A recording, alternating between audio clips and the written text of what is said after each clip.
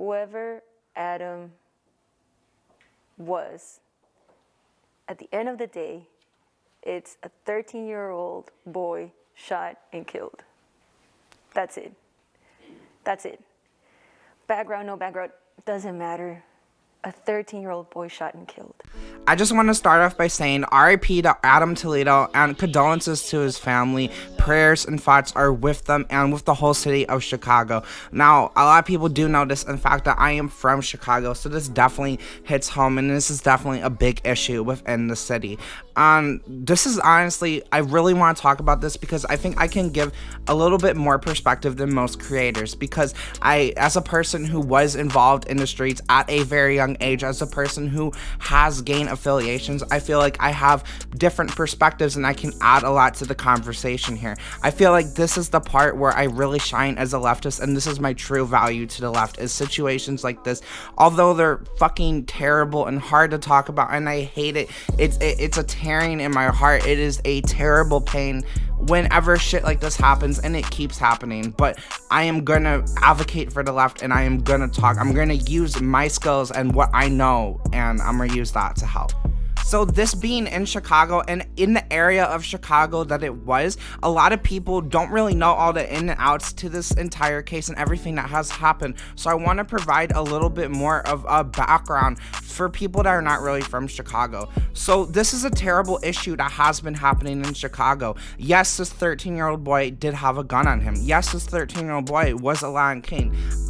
No, this is not uncommon in Chicago. This is extremely fucking common, and it's terrible. It is not unheard at all for 13-year-olds to be running around with gangs shooting people. As a matter of fact, gangs usually have the youngest members put in work, wherever it be robbing someone, selling a lot of drugs, or it be, doing a fucking hit, fucking killing someone, right?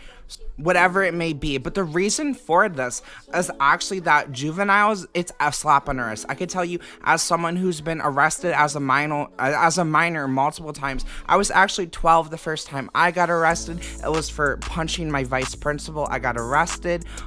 Later I had to go for this mental health program thing at a hospital. It fucking sucked. I also was then arrested at 14 for actually breaking into a home, which obviously was a much more serious charge, but I was a juvenile. The only thing that happened to me is I spent 2 weeks in juvie. I was on probation for a year. I had to do community service, and I had to have therapy. That's literally the only shit that happened to me. I think I might have been arrested one more time, but nothing came of that. I had a situation where they thought I stole some shit from CVS, and the cops came, but then my dad came and they let me go home.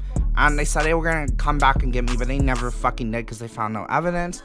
So yeah, but anyways, moving on, young kids getting into crime, that shit happens in Chicago. So I saw some people in Vash's chat that were like, wait, why did this kid have a gun? It's fucking common.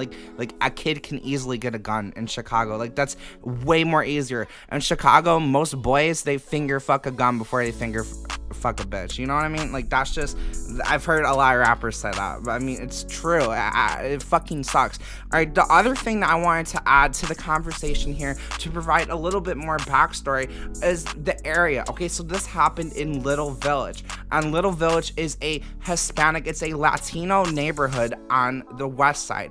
Now here's the thing, is that there's another neighborhood right next to it called Lawndale, and this is a black neighborhood. If you're wondering why I'm saying oh, this is Latino, this is black, because Chicago is one of the most segregated cities in the United States.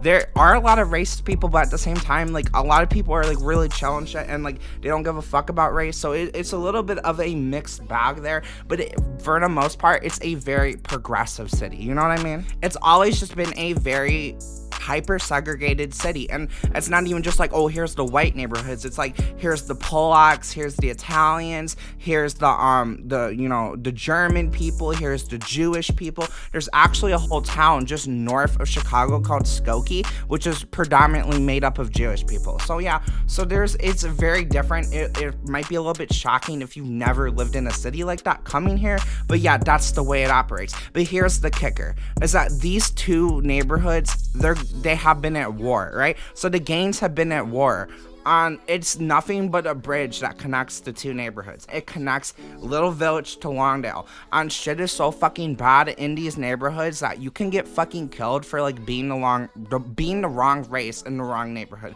You might be mistaken as a gang member from the other neighborhood, in which you would get killed. Another thing about Chicago is that gangs and sets don't always matter as much. A lot of time it go off of blocks, right? So it's like, what block are you from? What neighborhood are you from? And that's how it go off of. So with this extra context, it's obvious that police going into the shots called in Little Village on, you know, chasing a person with a gun, you can see that it's a very high intense situation, right? It's a very high likability that something would happen to them. So that's, you know, might provide a little bit more of clarity as to why things played out the way that they did. However, it does not excuse it. It does not excuse it. He had his hands up, and we're about to like get into this. So there's this Fox News interview, and this guy is the chief of the police union in Chicago. He's the head of police union, right? And he's basically saying that this motherfucker did not have enough time to determine that Toledo was surrendering, and he had to shoot to protect his own life. So I'm gonna go ahead and play the clips and then react to them, and we're gonna talk a little bit more, okay? And I'll show the still pictures. You can see clearly that Adam Toledo has a gun in his right hand. Just in a fraction, it's less than a second. The police officer has to decide, is as he's turning, it seemed like he flipped the gun. Is that what you see? That's absolutely what happened. 0.8 of a second. That's it. Now, you can see the gun in the picture, and right behind that barrier, that wall there, that's where the gun was found. So it seemed to be flipped or dropped by Adam Toledo. How does the officer possibly know whether when he's there, seeing the gun, turning, and to put his hands up, that he flipped it? He didn't know that, did he? No, he had no idea that it had left his hand by the time it popped back out from behind that fence. And again, I've said it time and time again, our officers, not only in Chicago, in Illinois, or even in this country, are under no obligation to be fired upon or struck by gunfire before defending their own life. We're not, and it should never be. I don't know if that's the long game here or what they intend the policies to be, that we have to, you know, subject ourselves to gunfire before we take action, but it's absolutely ridiculous. Yeah, that's exactly what I want. This is exactly what we need. Here's the fucking issue. Here is the fucking thing, is that you are a cop. You are a fucking cop. Nobody told your scary bitch ass to become a fucking cop. If you're fucking so scared and so jumpy that the minute you see a gun, you think, oh my God, I have to fucking kill this person to protect my own life, you shouldn't be a fucking cop. Why the fuck does it say protect and serve? It says protect and serve. It doesn't say fucking defend myself, okay? Motherfucker, you're putting yourself in danger. You're literally saying, oh, I want to do this fucking job. Don't become a fucking cop. I 100% believe that cops should not fire their weapon until their life is literally at intimate danger. Like, until literally someone's running at you full speed with a knife, or someone's fucking, like, shooting at you, or it literally is about to shoot at you.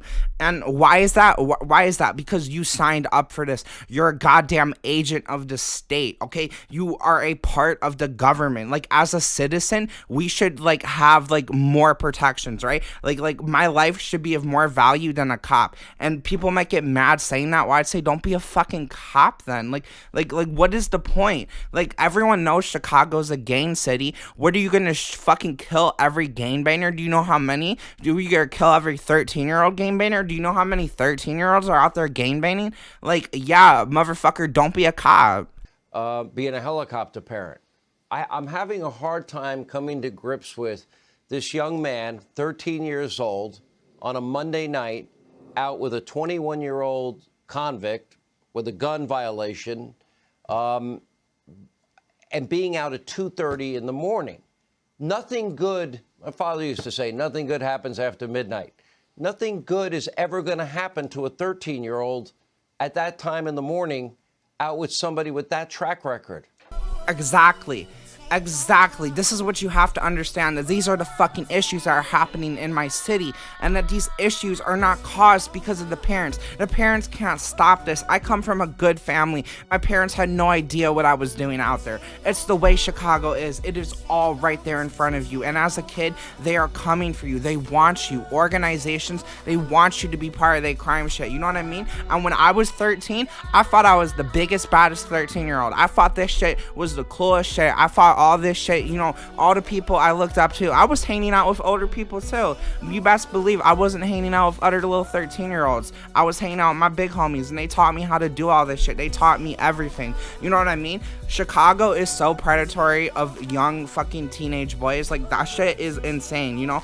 People have no hope. People's families fucked up. People's families broken. They can't provide. Everyone in Chicago poor. It's expensive as fuck to live there.